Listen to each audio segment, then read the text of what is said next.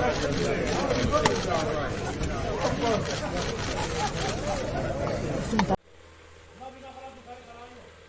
हिंद मित्रों, नमस्कार।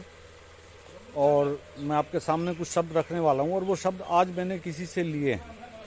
एक अध्यापक हैं, उन्होंने क्या कहा है उन शब्दों के बारे में जरा आपको ध्यान से सुनना है। छोटी सी वीडियो है। कौन है मोदी जी, क्या करते हैं मोदी जी, क्या किया है मोदी जी ने, इसके बारे में कुछ शब्द हैं।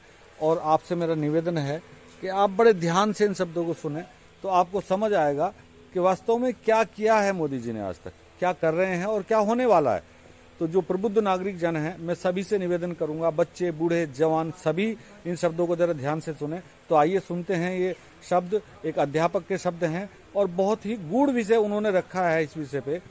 तो आपको अंदाजा हो जाएगा इस चीज का कि क्या उन्होंने कहने की कोशिश की है और क्या ये हमारे देश में चल रहा है और उस पर क्या मोदी जी के विचार हैं। तो आइए चलते हैं, जरा सुनते हैं शब्दों को। अब ये बहुत बड़ा प्रश्न हमारे सामने आता है। मोदी जी, जैसे हम लोग चर्चा करते हैं, मोदी जी बीच में आते हैं, हिंदुत्व की बात करते हैं, मोदी जी सहज भाव से बीच में आ जाते हैं। आप ही लेके आए हैं। मैंने भी अपने वक्तव्य में उनका जिक्र किया था, क्योंकि इर्द गिर्द राजनीति वहीं घूम रही है। मुझे लगता है कि अगर हम पिछले 10 साल देखें, 2014 से पहले का समय देखें और 2021-22 आया चाहता है देखें, तो समाज में क्या क्या हुआ है। आपने मेरे वक्तव्यों को शायद ध्यान से सुना नहीं। मैं ये चाहता हूं कि कुछ तो अच्छा किया होगा, हम उसको देखें। अब दूसरी बात, ऊपर कहा गया कि रोजगार, बेरोजगारी सब, कौन उसको दूर कर सकता है? मुझे एक नाम बता दीजिए, मैं आपको 10 नाम देता हूं। क्या ममता, क्या अखिलेश, क्या मायावती, क्या लालू यादव, क्या मुलायम, क्या कांग्रेस का कोई भी नेता, क्या दक्षिण में एआईडीएमके, अन्ना डीएमके, कौन कर सकता है ये? बीजू जनता दल, क्या इसको नीतीश दूर कर सकते हैं? कौन कर सकता है? या कश्मीर का कोई भी नेता इसको दूर कर सकता है, जिनके पास 20-25 साल सत्ता रही? सोचने की बात है बड़ी गहराई से कि अगर मैं मोदी के खिलाफ, अगर मैं चलिए मोदी, कल को मैं, हम कहते हैं हमने मोदी को हटा दिया, अब कौन? सोच के देखो।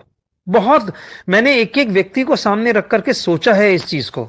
ये नहीं कि हम अंधभक्त हैं, मोदी भक्त हो गए ना।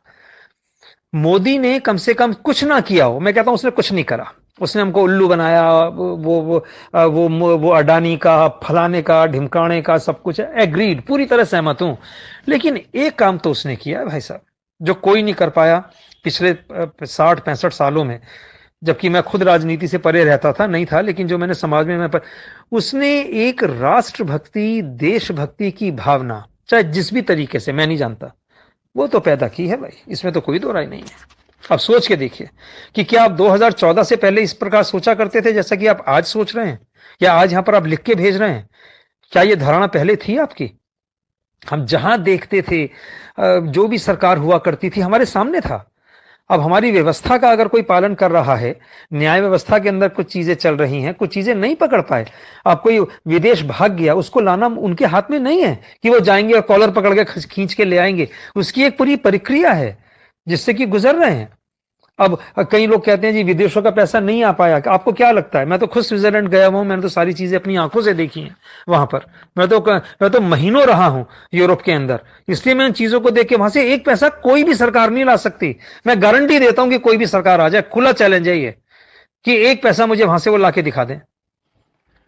लेकिन सत्ता में आने से पहले ये कहा गया, विचार तो अच्छे थे कि मैं, हाँ, पूरी कोशिश रहेगी।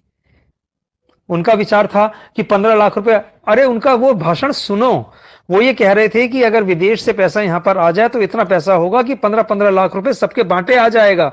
ना ये कहा था कि वो दे देंगे, अगर आपके पास कहीं से वो कटिंग है तो आप भेजें, मैं वरना मैं खोज के उसको भेजूंगा आपको। उसका मतलब ये नहीं था। गलत चीजें क्यों कोट करते हो? सबके परिवार हैं, सब लोग अपने धंधे पानी करके बैठे हुए हैं। एक एक को देखो ना, खोद के देखो। मैं तो सिर्फ एक प्रश्न आपसे पूछता हूं, मोदी के बाद अगर आज चुनाव हो जाते हैं, कौन जिसको आप कह सकेंगे भैया ये हमारी बेरोजगारी 1 साल में हमें नौकरी दे देगा, हमारा टैक्स हटा देगा? वो कौन? उसका नाम मुझे बता दो। और जिसमें राष्ट्रभक्ति, देशभक्ति की भावना कूट कूट के भरी हो, ये बता दो। अगर कोई व्यक्ति बहुसंख्यक समाज को एकत्र कर रहा है तो क्या ये गलत है? क्या वो अल्पसंख्यकों को तो कुछ नहीं कह रहा? आप अपनी धारणा बनाए रखो। जो काम पुराने गलत हुए हैं उनको अगर ठीक किया जा रहा है तो आपत्ति क्यों है समाज में? मैं तो हैरान हूं कि गद्दार हमारे बीच में छिपे हुए हैं। कल को अगर चाइना पाकिस्तान आक्रमण करते ये लोग तो एयरपोर्ट पे जाके स्वागत करने खड़े हो जाएंगे उनका। पता ऐसे लोग हैं। और आज समझ में आ रहा है कि पहले जो हमारे पर आक्रमण हुए होंगे तो आप जैसे लोगों ने उनको समर्थन दिया होगा। आप ये सोचिए कि वो जो यहां आके टिक गए, कोई उनका विरोध, अरे आ जाओ यार, आ जाओ, बहुत अच्छा, हम तो बिल्कुल समदर्शी भाव है, नहीं नहीं आप भी अपने आ जाओ। अब वो समाज नहीं है मित्रों। ये मत सोचो, अगर आप जो हो उसको पहचानो, जानो। उस काल में मत जाओ जब कुतुबुद्दीन ऐबक यहां पर आए थे और खिलजी आए थे और गौरी आए थे, गजनवी आए थे, तो आप जैसे ही लोग बीच में रहे होंगे जिन्होंने कहा होगा आ जाओ, स्वागत है आपका। आप तो तैयार बैठे हैं स्वागत करने के लिए कि कल को चाइना आक्रमण करे, आजा भैया आजा, ले जा तो हमारा ये पूर्वोत्तर भारत ले जा। ये भावनाएं आपकी परिलक्षित हो रही हैं। मैं तो हैरान हूं, मतलब ये पढ़ के सोच के कि ये पढ़ा लिखा समाज ऐसी बातें कर रहा है ऊपर। हम में कम से कम भारतीयों में, चाहे वो किसी भी कास्ट के हों, मैं किसी का विरोध नहीं कर रहा यहां पर, लेकिन एकता तो चाहिए, और वो स्थापित कर रहे हैं। आज तक कभी हमको ये एहसास ही नहीं हुआ था कि ये चीजें, हम तो हमेशा ये मुल्ला मुलायम सुनते थे, ये चीजें होती हैं, इनके मदरसे चल रहे हैं, इनके फलाना चल रहा है, ढिमकाना चल रहा है, हम तो हमेशा ये चीजें सुना करते थे। पहली बार हमने ये देखा कि आरती इतने भव्य स्तर पे हो रही है। हमने तो कभी कुछ डर के मारे, हम कभी हरिद्वार जाते थे, चुपचाप जाके पानी में आ जाते थे डुबकी लगा करके, या कहीं और गए, अपने आ गए। आज उसको दुनिया देख रही है, वैभव को, भारत के वैभव को, जो अभी का नहीं है, प्राचीन है, उसको बस उकेरा गया है, उसको तराशा गया है। पत्थर में वो चीज छिप गई, जैसे पत्थर में प्रतिमा निकल आती है बाहर, उस प्रकार से वो चीजें आई हैं। और ये तो सत्य है ना कि मंदिर तोड़ के मस्जिदें बनाई गई। इसको आप बदल दोगे क्या अपने तर्कों से? और इसको अगर ठीक करने का प्रयास बहुसंख्यक समाज के लिए किया जा रहा है तो क्या बुरा है? क्या ये चीज आप दूसरी जगह कर सकते हैं? जरा करके तो दिखाओ, बोल के तो दिखाओ ना। इतना लिखोगे इतनी देर में अंदर हो जाओगे। चाइना के अंदर वो सबसे बड़ा वहां का व्यापारी है, मस्क या कुछ और नाम है, मैं नाम भूल रहा हूं उसका, जो एक बहुत बड़ी चेन वहां पर चलाता है, एक लाइन बोलने पे आज तक उसका पता नहीं है कि वो है कहां। तो ये सारी चीजें, हमारे भारत के अंदर ये स्वतंत्रता है कि हम किसी को कुछ भी कह सकते हैं यहां। ये बड़ी विचित्र बात है और इसका ये लाभ उठाया जा रहा है। इस बारे में थोड़ा विचार करें। मेरा प्रश्न अपना मैं फिर दोहराता हूं, मोदी के बाद ऐसा कौन, विपक्ष में, मैं फिर कह रहा हूं आपसे, विपक्ष में ऐसा कौन सा व्यक्ति आप देखते हैं? मैंने 10 नाम आपको दिए हैं, उनमें से कौन नेता? क्या शरद पवार बनेगा? क्या ममता दी बनेंगी? बन जाएंगी, लेकिन वो क्या करेगी ये सोचो ना। वो करेंगे, उसने क्या अपने बांग्लादेश, पश्चिम बंगाल के अंदर बेरोजगारी मिटा दी क्या? वहां पर सारे खुशहाल, जाके देखो, पता लगेगा कलकत्ता की क्या हालत है और उसके आसपास के इलाकों की। बीजू पटनायक ने उड़ीसा के अंदर मिटा दी क्या?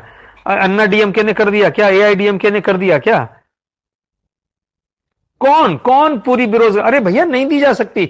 130 करोड़ जनसंख्या है, जो मेरा आकलन है अगले 25 साल तक लोगों को नौकरियां जो हैं वो 100% नौकरियों की, हम लोग 5% ही नौकरी दे पाए, 2% ही दे पाए, वही बहुत है।